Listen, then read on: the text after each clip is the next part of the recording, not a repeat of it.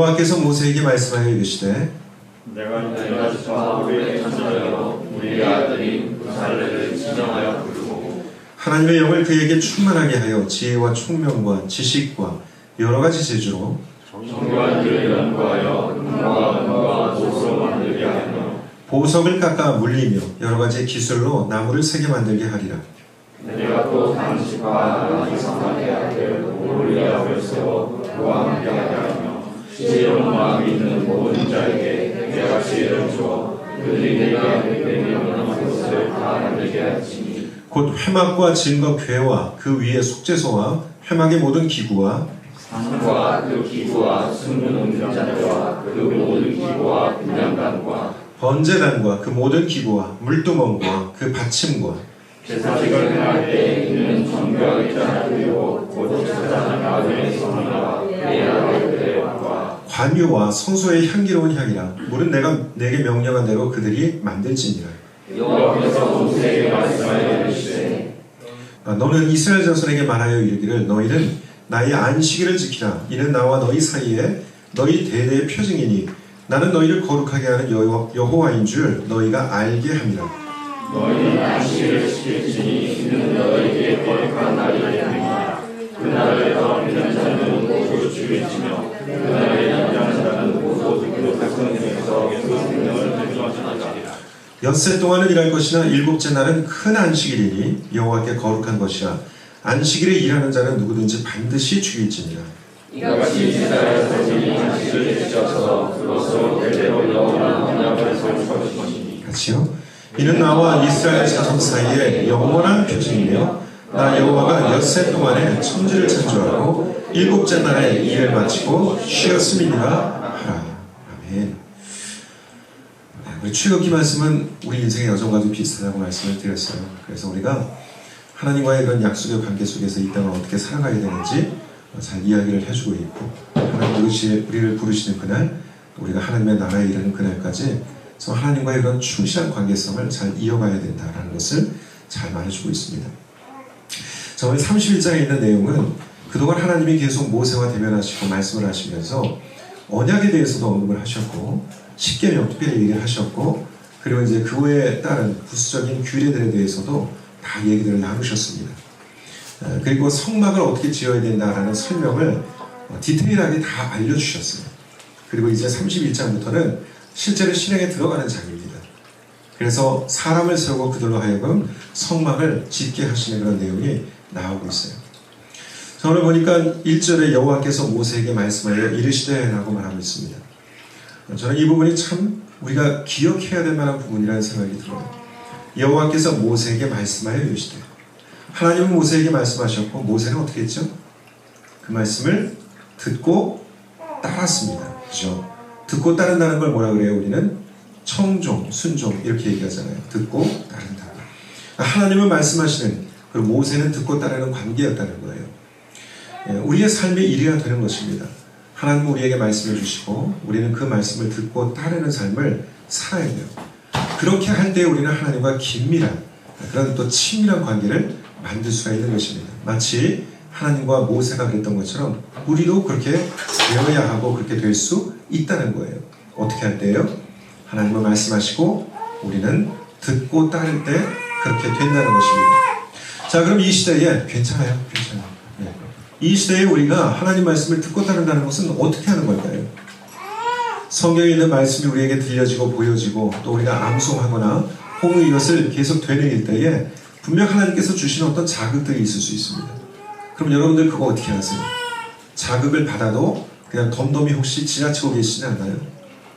그 자극을 받았을 때, 하나님 뭔가 말씀하시는 것 같을 때에, 이것이 나에게 아주 무겁게 다가올 때에, 또는 아주 뭔가 좀 진지하게 다가올 때에 다시 생각해보고 따를 마음들을 갖고 계시나요? 아니면 그냥 넘어가시나요? 모세는 하나님이 말씀하신 즉 그것을 듣고 따랐다는 거예요. 그러니까 우리가 하나님을 청종한다는 건 뭐냐면, 하나님이 말씀을 통해서 우리에게 뭔가를 사인을 주시고 또 거듭거듭 말씀해 주시고 할 때, 아, 이거 하나님 주시는 말씀이구나 느끼고 또 그것을 순종하는 것입니다. 이게 바로 청종하는 거예요. 이게 잘 될수록 하나님과의 관계가 좋아지는 겁니다. 그럴수록 하나님과의 관계가 긴밀해지는 거예요. 그런데 여러분, 반대로 우리가 하나님 말씀이 들려도 그것을 그냥 넘어가 버리면 이건 좀 민감한 사람이 아니라 아주 둔감한 사람이 되어버립니다. 마침내는 하나님이 무슨 말씀을 하셔도 잘 들리지도 않아요. 그리고 하나님 말씀을 제대로 따라갈 수가 없어요. 그랬던 사람이 이 역사 속에 있었습니다. 누구였을까요? 여러분, 사사시대를 기억하시죠? 여호수아 이후에 사사시대가 열리게 됩니다. 이 여호수아 이후의 사람들은 하나님의 율법에 민감하지 못했어요. 점점점 어떻게 돼요? 말씀에서 멀어져 갔습니다. 그리고 이제 대를 이어서 태어나는 그 후손들이 하나님의 말씀으로 제대로 양육받지를 못하게 돼요. 그러면서 하나님 앞에 굉장히 둔감한 시대를 살게 되죠. 그래서 이때에는 뭐라 그러냐면, 사사기를 대표하는 말씀이 뭐냐면 왕이 없으므로 각자의 소견대로 행했다, 이렇게 얘기해요. 실제로 사사시대에 왕이 없었어요. 하나님이 그들의 왕이셨어요. 근데 왕이 없다고 그러는 거예요. 왜요? 듣고 따르지도 않고 통치를 받지 않는데 어떻게 왕이 있다고 얘기할 수 있겠어요? 그러므로 그들 가운데 마치 왕이 없는 것과 같았다는 거예요. 그리고 각자의 소견대로 움직였대요. 그냥 내 생각대로 움직이는 거예요. 이게 맞는 것 같으면 그리 가고 아닌 것 같으면 말아버리고. 이게 사사시대의 특징이에요. 그래서 그때는 참 순환도 많이 있었습니다. 이 이스라엘 백성들이 침략도 많이 받게 되고 고통을 많이 받았어요. 그때마다 하나님은 또 그냥 가만히 계시지 않고 누구를 세웠냐면 사사를 세웠어요. 이 사사들은 전쟁 영웅이기도 했었고 또 이스라엘 백성들에게 재판관 같은 역할들을 했던 사람들이었습니다. 각자 자기들이 맡고 있는 직업들이 다 있었어요. 그런데 하나님이 불러내시는 거예요. 한 사람을 영웅처럼 세워가지고 이스라엘 백성들을 위기에서 구원해내시고 또 그들을 보존하시고 또 이들이 무너져 있을 때 침략당하고 또 이들이 뭔가 괴로움을 당할 때에 또 사사를 일으키셔서 그들을 통해서 이들을 구원하시고 보존하시고 이 일을 반복하는 거예요. 근데 여러분, 이 사사의 시대에 마지막 사사가 있습니다. 그게 누굴까요? 엘리예요. 엘리는 누군지 기억하십니까? 사무엘을 키웠던 사람이 엘리였습니다. 마지막 사사이자 제사장이었던 엘리. 그런데 여러분 아시죠? 엘리에게 하나님의 음성이 들렸나요? 하나님의 음성이 들리지 않았어요. 왜 우리는 이걸 알 수 있어요? 한나의 아들이었던 사무엘이 엘리에게 맡겨져가지고 그가 성전에서 자라게 되잖아요. 그죠? 훈련받습니다. 또 어느 날 하나님께서 사무엘을 부르는 소리가 들려요. 사무엘에게는 들립니다. 사무엘아, 사무엘아. 그런데 누구에게 들리지 않아요? 엘리에게는 들리지 않아요. 더 이상 엘리는 하나님의 음성을 듣지 못하는 사람이 되어 있었어요. 그리고 이제 하나님은 사사시대를 종식하고 선지자의 시대로 넘어가게 하십니다. 이제는 영웅을 세워가지고 그들을 구원하시는 것이 아니라 선지자를 세워가지고 율법이 기억나게 하시고 그들을 일깨우시는 일을 누굴 통해서 하시겠다는 거예요? 사무엘을 통해서 하시겠다는 거예요. 사무엘은 어떤 사람이었어요? 참 신령한 사람이었어요. 하나님의 음성이 들리는 자였어요. 그리고 그 음성 앞에 반응할 수 있는 사람이었어요. 그런데 마지막 사사였던 엘리는 안타깝게도 하나님의 음성이 더 이상 들리지 않는다는 거예요. 하나님과 같이 일을 할 수 없는 상태가 되어 있었어요. 왜 그랬을까요? 그가 둔감했기 때문이에요. 왜 둔감해졌는지 아세요, 여러분? 엘리에게 두 아들이 있었습니다. 이름이 뭐죠? 엘리의 두 아들, 홈리와 비느하스라고 하는 두 아들이 있었어요. 그들도 제사장입니다. 제사장 가문에 대를 이어서 제사장이었는데 이들이 참 폐역한 짓을 해요. 이들이 성전 그 회막문에서 봉사하는 여종들과 동침하고 그리고 재물을 가져왔을 때 좋은 것들은 자기들이 먼저 취하고 나머지를 갖다가 드리게 하는 등 그리고 재물을 드린 이후에 좋은 것들을 자기가 먹고 나머지 별로 안 좋은 것들을 가져가게 하거나 재물로 드리게 하는 등 아주 안 좋은 짓을 했다고요. 그래서 이것이 사람들에게 공공연하게 알려지게 됐었고 말이 나왔어요. 그러다 보니까 엘리도 그것을 들었을 때 엘리가 어떻게 합니까? 즉각적으로 그 아들들에게 얘기해서 그 행실을 바로잡은 것이 아니에요. 계속 그대로 그냥 살았단 말이에요. 이게 무슨 얘기겠어요? 듣고 알았지만 잘못된 것을 그가 알고 있었지만 어떻게 했다? 그냥 그러고 말았다는 거예요. 알고 말았어요. 여러분, 이게 엘리가 둔감해졌던 이유입니다. 우리가 하나님의 말씀은 들리는데 알겠는데 이거 나한테 하시는 말씀 같은데 근데 여러분 그냥 그리고 넘어가잖아요. 그럼 우리는 그때마다 점점 더 둔감해지기 시작하는 거예요. 하나님 말씀 앞에 민감해질 수가 없는 거예요. 결국 그것이 우리를 망친다는 거죠. 그래서 저는 여러분 모세처럼 하나님 앞에 민감한 사람 됐으면 좋겠어요. 민감하다는 건 뭐냐? 영적 민감함은 결국 듣고 따르는 데서 온다는 사실이에요. 엘리와 같은 실수를 저지르지 않고 모세와 같이 하나님과 친밀한 관계, 저와 여러분들이 그런 관계가 되었으면 좋겠습니다. 아멘. 2절에 보니까 내가 유다 지파 홀의 자손이고 우리의 아들이 부살레를 지명하여 불렀다. 이렇게 얘기를 하고 있어요. 그리고 3절에 보니까 하나님의 영을 그에게 충만하게 하셨다. 얘기하고 있어요. 하나님이 하나님의 일을 맡길 때 어떤 사람에게 주시느냐? 하나님의 영으로 충만케 하시고 그 충만한 사람을 세우신다는 것을 알아야 돼요. 그냥 엉뚱한 사람 막 데려다가 하나님께서 이렇게 하신 거 아닙니다. 이 부살렐의 아버지의 이름은 뭐라고 그랬죠? 우리. 그리고 그 할아버지의 이름은 훌이라고 했습니다. 훌이라고 하는 이 이름의 뜻은 깨끗하다는 뜻이에요. 그리고 우리라는 것은 빛난다는 뜻입니다. 그러니까 이 선조의 그 아버지와 그 할아버지의 영성을 보니까 굉장히 깨끗하고 빛나는 영성을 가지고 있었던 것 같아요. 이름만 그런 것이 아니라 하나님이 그 부살렐을 택하신 데에는 그럴 만한 이유가 있었던 것이죠. 그래서 정말 빛나는 영성을 가지고 있고 깨끗한 영성을 가지고 있는 그 자손 부살렐, 이 부살렐을 불러서 하나님이 그와 함께 일을 하고 계시는 거예요. 부살렐이라는 그 이름의 뜻은 하나님의 그늘 아래 있다는 뜻이에요. 그러니까 부살렐은 늘 하나님 아래 거하는 자였어요. 하나님 말씀이 들려지는 자였는 줄로 믿습니다. 아멘. 그 사람을 택해서 하나님이 더 충만하게 하시는 거예요. 그에게 하나님의 영을 가득 부어주시고 그렇게 그로 하여금 일하게 하시는 거예요.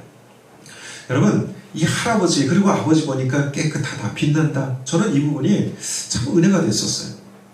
여러분, 디모데후서 2장 20절에 보면은 큰 집에는 금그릇도 있고 은그릇도 있고 질그릇도 있다 그랬어요. 금은 금대로 쓰이고 은은 은대로 쓰이고 질그릇은 질그릇대로 쓰입니다.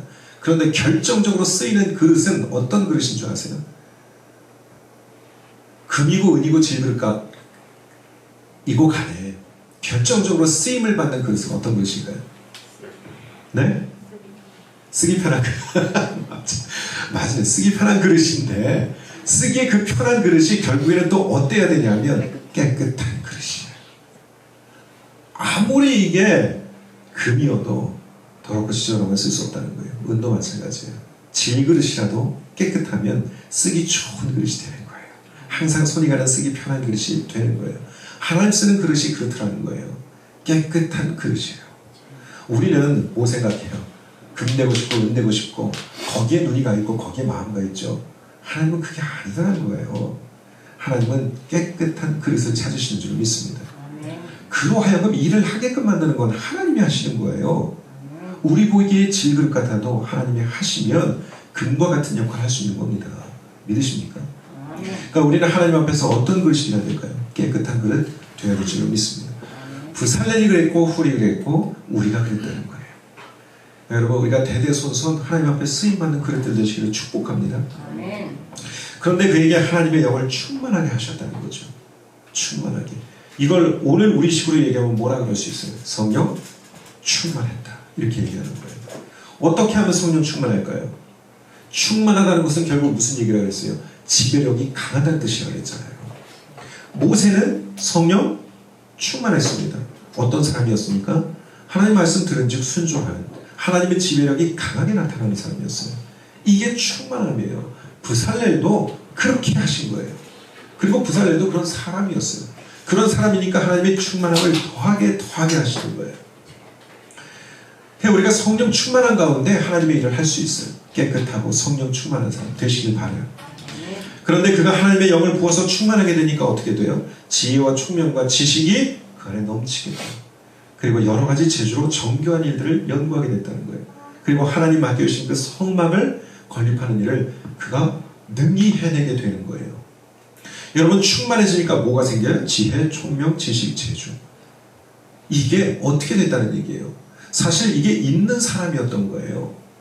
부살렐은 지혜도 있고 총명도 있고 지식도 있고 재주도 있어요. 무엇보다 그는 깨끗했고 깨끗한 가문의 사람이었고 하나님의 그늘 아래 거하는 사람이었고 또 하나님의 말씀을 듣고 따르는 자였어요.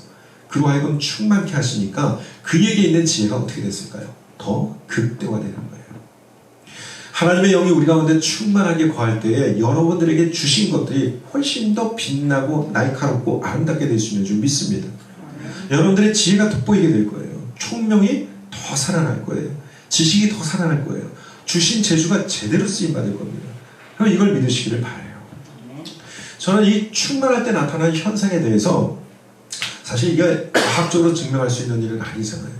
근데 어느 날 이렇게 유튜브 보다 보니까 유튜브를 뭐 다 믿을 수는 없잖아요. 그런데 꽤 신뢰할 만한 곳에서 우리가 기도할 때 일어나는 현상에 대해서 이렇게 연구하는 게 있었더라고요.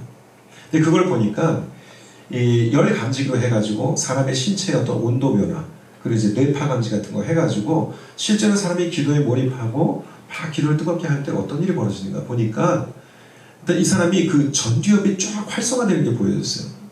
요즘 여러분 우리 굉장히 그 중요한 이슈 중에 하나가 뭐냐면 계속 아이들이 쇼츠를 보면서 넘어가고 생각할 겨를이 없잖아요. 전두엽의 활성화는 깊이 생각하고 몰입하는 가운데 이게 활성화되는 것인데 그럴 만한 기회가 없으니까 점점 어떻게 돼요? 이게 좀 약화된다 그러잖아요. 그죠? 그 심각한 문제를 우리가 보기도 하고요. 그런데 막 기도에 몰입하고 기도할 때에 이 사람의 전두엽이 활성화되고 온도가 뜨겁게 올라가고 이 열리 감지기상에서도 굉장히 다른 그런 변화가 일어나더라고요. 그래서 저는 이게 꽤 의미 있는 어떤 실험이라는 생각이 들었어요. 아, 우리가 하나님과 교제하고 하나님께 몰입하고 하나님께 다가가고 성령으로 충만해질 때 그럴 수 있구나. 이런 현상이 나타날 수 있구나. 우리의 신체도 반응하고 하나님 지으신 우리의 신체가 하나님 앞에 반응하면서 활성화되어지고 능력이 더해지고 이게 그럴 수 있겠구나 라는 생각이 드는 거예요. 무관하지 않다는 거예요. 성령으로 충만한 사람들이 지혜와 총명과 지식과 그 재주가 더욱 뛰어나지고 더욱 급되어지고 활용할 수 있는 폭이 더 넓어진다는 것이 이게 충분히 납득이 되고 근거가 있는 것 같더라고요. 그러므로 여러분 충만하시기를 바랍니다.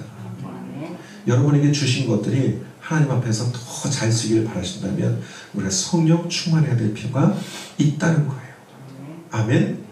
아멘. 그런데 사전에 보니까 정교한 일을 연구했다고 했어요. 부살렐이 이 성령으로 충만해가지고 지혜, 총명, 지식이 뛰어나지고 재주가 더욱 활성화되어지고 그러면서 한 일이 뭐냐면 정교한 일을 연구했답니다. 연구. 하나님 맡겨주신 그 일들을 해야 되고 이제 성막 짓는 일을 해야 되고 기구들을 다 만들어야 되는데 그가 뭐 하는 거예요? 연구하는 거예요. 저는 우리들 삶에서 이런 자세가 좀 필요하다는 생각이 들었어요. 연구한다는 여기서 원어적으로 무슨 뜻이냐면 깊은 사고를 하고 계획을 한다는 뜻을 가지고 있습니다. 그러니까 뭔가 어떤 일에 몰입해 들어가는 것을 얘기하는 거예요. 그리고 아주 디테일이 살아나는 거예요. 이게 연구한다는 얘기거든요. 여러분 저는 우리가 하나님의 일을 할 때에 정말 깊은 사고와 계획이 있고 디테일이 살아나고 보이는 것과 보이지 않는 것까지도 동일하게 하나님 앞에 들려줄 수 있는 그런 사람들이 되었으면 좋겠어요. 스티브 잡스 아시잖아요. 그렇죠? 스티브 잡스의 아버지가 폴 잡스라고 합니다. 스티브 잡스는 그 폴 잡스가 양아버지였어요. 근데 참 잘 길러진 사람인 것 같아요. 그 어느 날 이 아이가 가가지고서는 뭐 한 번도 그런 생각 안 했다가 야 너는 니네 아버지 어머니가 뭐 양아버지 양어머니라며 뭐 이런 얘기가 이제 나오고 하다 보니까 애가 생각지 못했던 것들을 갑자기 직면하면서 큰 충격에 빠져가지고 울고 집에 돌아왔는데 이 부모님이 넌 특별하게 선택받은 아이야. 그 언어에 참 이 복이 있는 사람인 것 같아.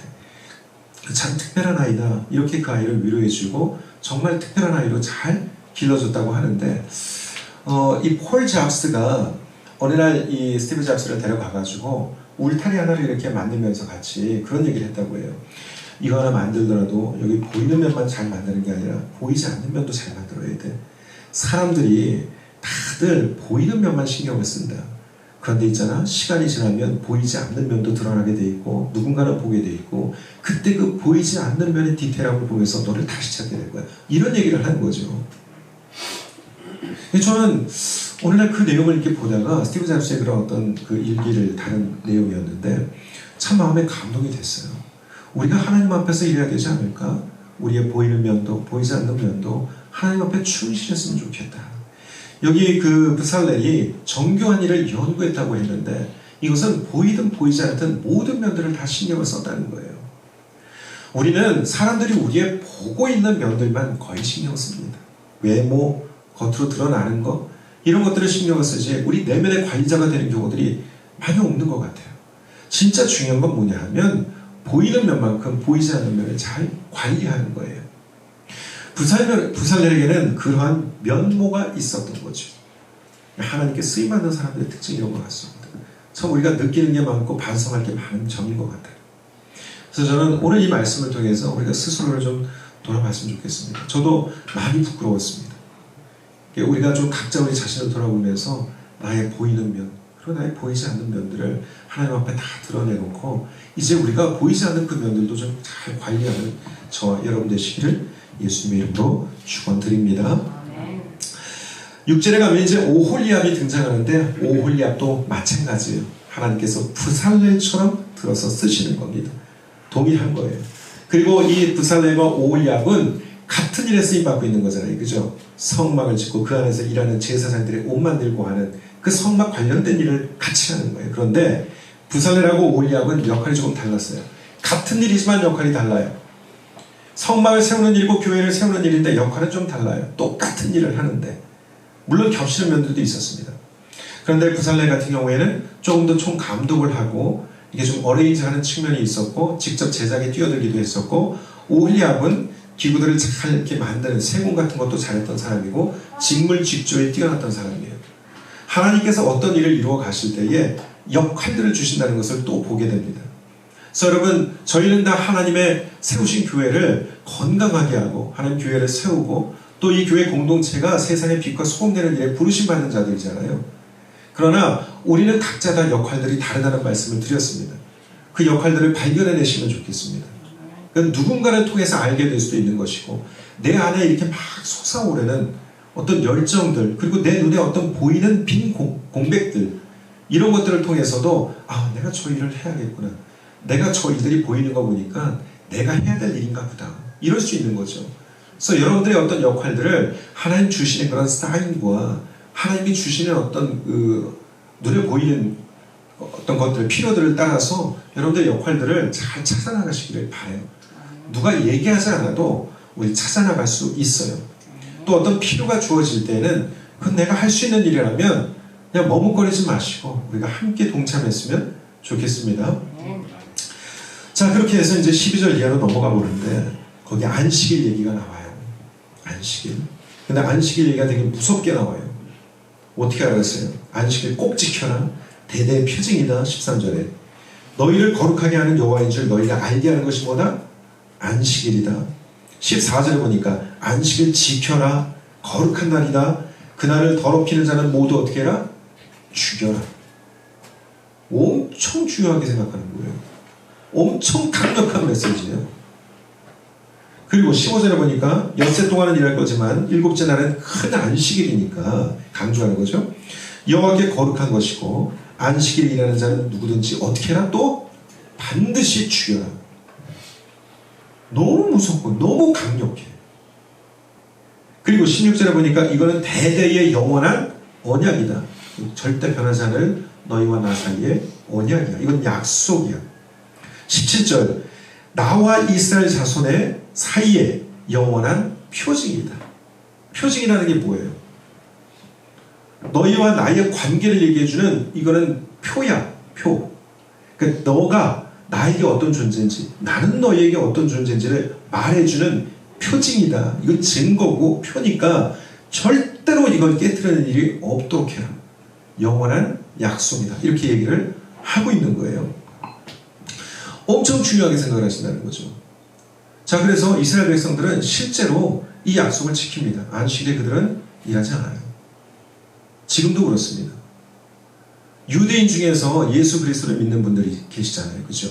메시아닉 주이시라고 얘기를 하는데 그들도 안식일을 지켜요. 유대인으로서. 이상하다. 크리스찬이 됐는데 왜 안식일을 지키지? 왜 그럴까요? 유대인이니까 그래요. 이거 누구에게 주시는 약속이에요? 이스라엘 백성 곧 후손인 유대인들. 그죠? 유대인들에게 주시는 약속이기 때문에 그들은 철저히 지킵니다. 유대인으로서 크리스찬이 됐어도 자기들이 유대인이라면 이건 하나님이 우리에게 주신 영원한 약속이니까 지켜야 된다고 믿는 거예요. 그렇다면 우리는 어떻게 해요? 우리 안식일 안 지키면 어떻게 되는 거예요? 죽어야 되는 건가요? 그렇지 않아요. 누구에게 주신 약속이라고요? 유대인들. 선배라에서 하나님이 이 땅 가운데 세우셨던 상징적인 하나님의 백성 그리고 그들을 통하여 하나님의 계심을 보여주셨던 유대인들과 맺은 약속이에요. 그들은 끝까지 이걸 지킵니다. 그런데 이방인으로서 크리스찬 된 사람들이 있어요. 바울은 뭐라 그랬냐면 너희들이 시간과 절기 문제 때문에 너희들 스스로를 괴롭히지도 말고 그렇게 하는 사람들을 주의하라고 말한다고요. 너희가 그런 것들로 인해서 괴롭힘 당하지 않도록 해라. 그리고 실제로 예루살렘 총회에 가가지고 이 이방인들이 자꾸만 그 유대인들이 와가지고 유대인들 중에서 개종한 그 크리스찬이 된 사람들도 있을 것이고 또 유대인들도 있을 것이고 그런데 하나님 믿는다라고 얘기하면서 쟤네들이 보니까 안식일도 안 지켜 절기도 안 지켜 이제 막 굉장히 불편해지고 화가 나는 거죠. 그래서 이런 문제에 대해서 얘기하니까 총회에서 뭐라 그랬냐면 이거 우리에게 주신 거 아니냐, 이거 우리에게 주신 거 아니냐, 이방인들에게 우리가 우리의 짐을 지우게끔 하지 말자라고 얘기를 해요. 그리고 다만 도덕적이고 윤리적인 기본적인 것들은 지키게끔 하고 우상 숭배를 멀리하도록 이것만큼은 그들에게 지키도록 얘기하자. 그 크리스천들에게, 하나님 믿는 사람들에게, 그리고 예수 그리스도를 믿는 사람들에게 이렇게 결정을 내린다고요. 그러니까 이거는 지금도 메시아닉 주의들은 어떻게 한다고요? 지킵니다. 그러나 이방인 중에 크리스찬이 된 사람들, 예수님의 제자가 된 사람들은 주일 지키잖아요. 그죠? 이 시간의 문제, 절개의 문제에 매여 있지 않아도 된다는 거예요. 다만 뭐라고요? 기본적이고 상식적이고 윤리적이고 도덕적인 부분에 있어서는 지켜라. 그리고 또 뭐요? 우상 숭배하지 마라. 이것만큼은 분명히 해야 된다는 거예요. 그래서 몇 가지를 이렇게 유대인들이 제시를 해줬어요. 우리는 안식일을 지키지는 않습니다. 그리고 주일을 지킵니다. 그리고 또 여러분 중요한 건 뭐냐면 예수님은 율법의 완성이시잖아요. 그죠? 율법의 실체예요. 하나님의 법에 예수님 안에서 다 이루어졌어요. 어떻게 함으로? 하나님 앞에 끝까지 순종하심으로. 그리고 교회 시대가 열리면서 어떻게 됐냐면 더 이상 어떤 율법 조문이 아니라 이제는 성령이 우리 안에 오신 건 뭐라고 그랬어요? 하나님의 법이 어디에 새겨지는 거? 마음. 예전에는 하나님의 법이 돌에 새겨지고 문서로 기록되고 그랬었는데 그게 아니라 이제 성령이 오심으로 하나님의 법이 어디에? 우리의 심령에. 그러니까 우리는 지금 어떤 사람이에요? 하나님의 법이 우리 마음 가운데 심어진 사람들이에요. 문서로 보지 않아도 돌에 기록된 걸 보지 않아도 하나님의 그 법이 우리 안에 있어서 우리에게 계속 말씀하시고 자극하시고 우리에게 도전하시고 깨우치게 하시고 회개하게끔 하시고 그런다 그랬잖아요. 그죠? 그래서 이게 여러분 하나님의 법이 약화된 게 아니라 오히려 하나님의 법이 내면화되면서 어떻게 됐을까요? 더 강화돼요. 더 강화됐어요. 이제는 어디에 있든지 성령께서 우리 가운데 역사하시고 우리가 그 성령님의 음성과 인도하심에 자꾸 영향을 받게끔 하셨단 말이에요. 그래서 더욱 강화됐어요. 그래서 우리는 이제 안식일을 지키진 않지만 여러분 안식일은 정신이 있어요. 안식일을 지키라고 한 이유가 있다고요. 그건 뭐였어요? 얘들아 6째 동안 일하고 마지막 7일 때 쉬었다 그랬잖아요. 6일 동안 하신 일이 어떻다고요? 완전하시다. 더 이상 부족함이 없다. 우리에게 제공하시는 것이 어떻다? 완벽하시다. 하나님은 우리에게 어떤 분이시다? 완전하신 분이시다. 완벽하신 분이시다. 하나님이 모든 것 되시는 분이시다. 이거를 증거하고 이거를 고백하는 게 안식일의 의미예요. 그래서 하나님은 이들이 안식일을 지키면서 끊임없이 하나님의 주권을 기억하게 하고 끊임없이 하나님이 완전하신 그들의 인도자이심을 그들의 공급자이심을 기억하게 하는 거예요. 대대로. 그 정신이 사라졌어요? 사라지지 않았어요. 지금은 오히려 더 강화되어 있는 거예요. 여러분 하나님은 우리의 주권자이십니다. 하나님 우리의 영원한 공급자가 되십니다. 하나님 우리의 모든 것이 되십니다. 이 안식일의 정신만큼은 우리 안에 세워져 있어야 돼요. 이게 무슨 말이냐면 하나님과 우리 사이에 우리가 어떤 관계인지 여러분 기억하고 사셔야 된다는 거예요. 그리고 내가 누구인지 그 정체성을 확실하게 알고 사셔야 된다는 얘기예요.